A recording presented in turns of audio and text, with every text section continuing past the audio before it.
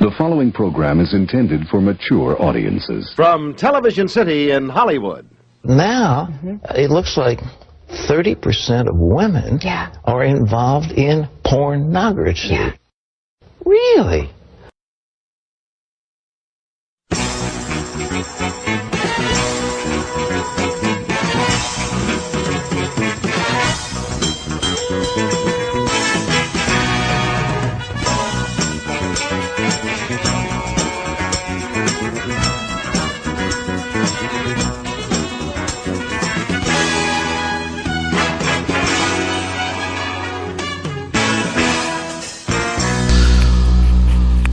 Well, a New York daycare was shut down after a raid revealed more than a kilo of cocaine, 1,000 oxycodone pills, and a gun.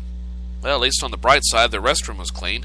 Good morning, my friends. I'm Joe Haffner. Today is Tuesday, September 17th, 2013, and you know what that means. It's time for your first cup.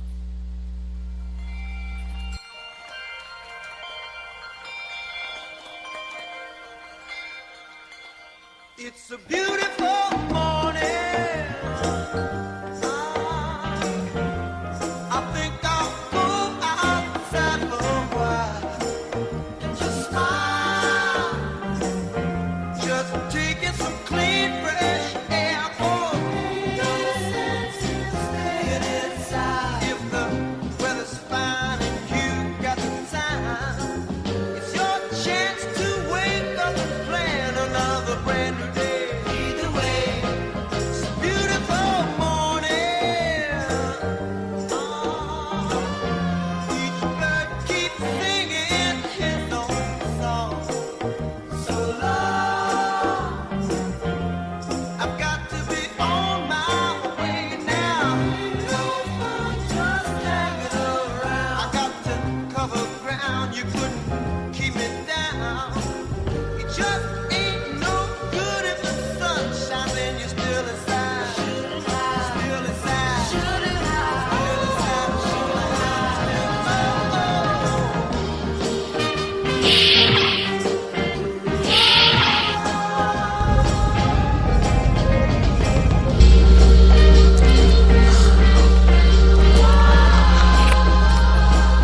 Good morning, my friends, and welcome to Studio 26.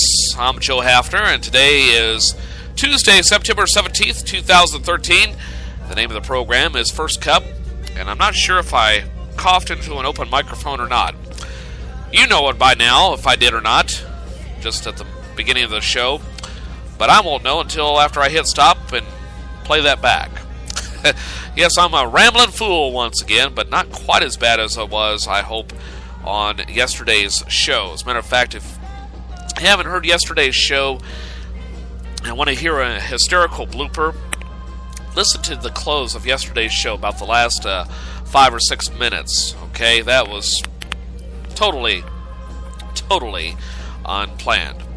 Well, welcome to the program. Again, playing the alternate intro to this program and try to mix things up a little bit.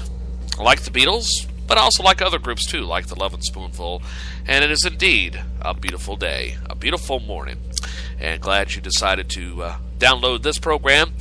And hope you'll stick around because I have lots of news of the weird, trends, Twitter feeds of the day, the song of the day, and a whole lot more.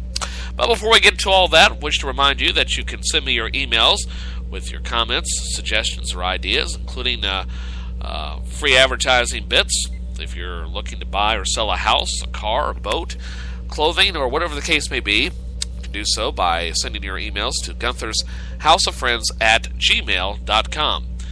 That's Gunther'sHouseOfFriends@gmail.com. The only stipulation is I don't do anything illegal, and I don't deal in firearms, and I don't deal in anything related to alcohol. Okay? Well, pretty much anything else is good to go. Gunther'sHouseOfFriends@gmail.com.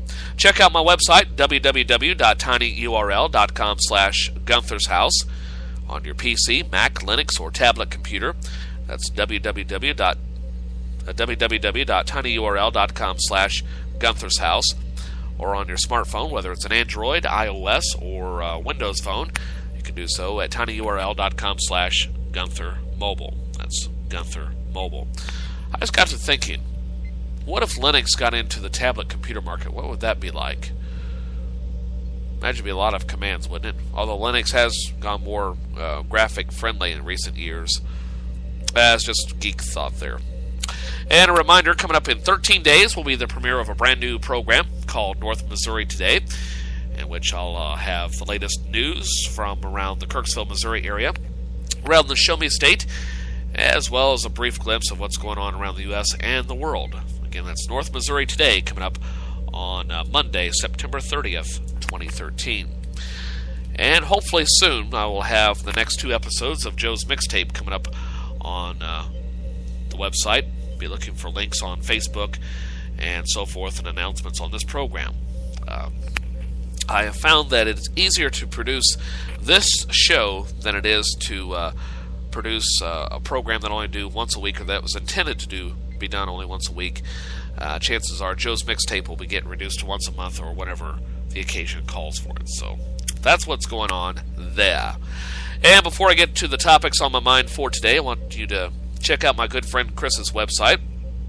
You can do so by going to my website, look for the Friends button, and look for Wishing Stars Native Creations.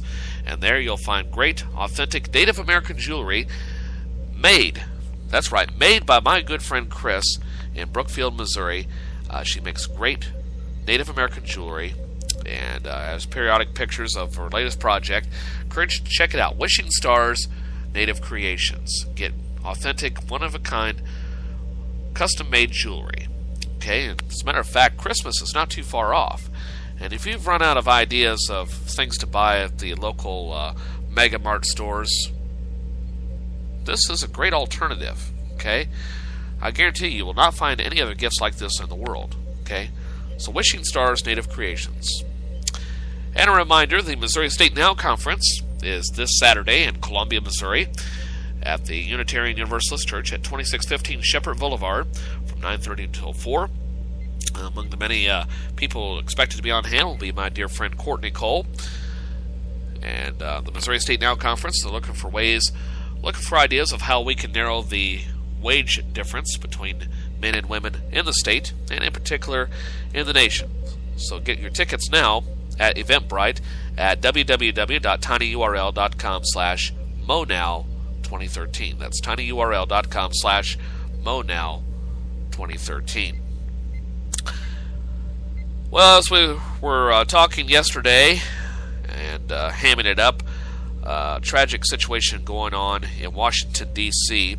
I'm sure by now you've heard about it, about the dozens or so people who died in a horrific shootout by a madman yesterday at the Washington Navy Yard. I have some thoughts on it, as you might expect. It was the deadliest domestic attack at a domestic military installation since November of 2009. That's when an Army psychiatrist killed 13 people and wounded 13 others at Fort Hood, Texas. Well, yesterday, a former Navy reservist, 34-year-old Aaron Alexis, a information technology employee with a defense contractor, used a valid pass, yes, a valid pass, to get into the highly secured installation yesterday morning and started firing inside the building. He was killed in a gun battle with police. The motive for the mass shooting, though still unclear. Alexis had reportedly been suffering a host of serious mental problems, including paranoia and as well as a sleep disorder, and said he'd been hearing voices in his head. And the investigation is continuing. The thing I want to know is, why wasn't his security clearance revoked, or at least, reduced? Let him in, escort him with guards. But that didn't do a whole lot of good either, because he reportedly took his weapons from some of the security officers inside the facility and ended up shooting over a dozen people. And a lot of them died. because the government chose to turn their back on a man who needed help. Now, I realize you can't force medical care on people who are unwilling to submit to it, but there are a lot of people that aren't coming home now because the government chose not to intervene. And what bugs me about this is the typical liberal versus Republican or liberal versus conservative response to this. Many conservatives are saying that their Second Amendment rights are being violated or are in jeopardy, and they're worried about Obama's coming after your guns. Really? You're worried about your Second Amendment rights?